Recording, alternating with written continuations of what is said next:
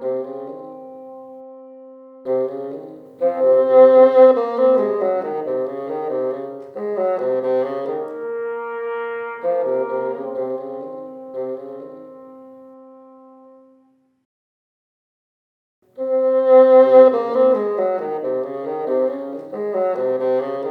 think one of the things that I was talking about today to a senior staff team was about that June is Pride Month, that we're celebrating Pride. Mm-hmm. We're talking about social issues that started and kind of came out of rioting and protesting in Stonewall, right?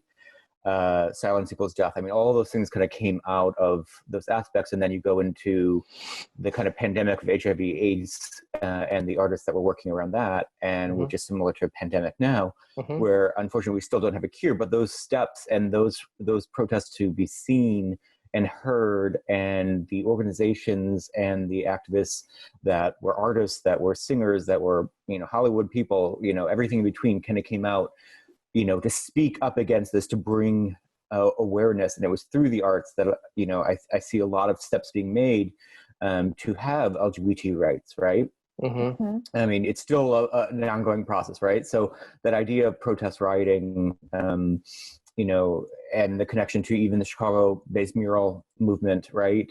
It's all connected in a way, I think, in regards to the history of the arts and how the arts have played into that, and how the outlets have played, a major part in shaping movements even. It's fascinating to me that the United States is not only a seat of a very unique form of democracy, but also a very unique form of capitalism, right? And we think about economy often in terms of product. And I think the reason that many people in the United States have and I will say misperception, but perhaps a valid misperception of the arts as a luxury item, as something only for the elite, only for the wealthy, not something for all, is because the most news coverage about the arts is often auction prices, and they are seeing the work as a product and not a process. This, need for public spaces as a place for community, as a place for connecting and hearing voices, or making your voice be heard.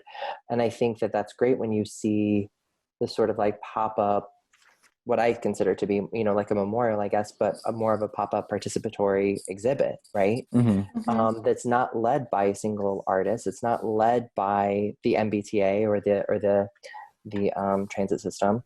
It's led really by just this accumulation of voices that needed to use that space, and they felt sort of an ownership in that space.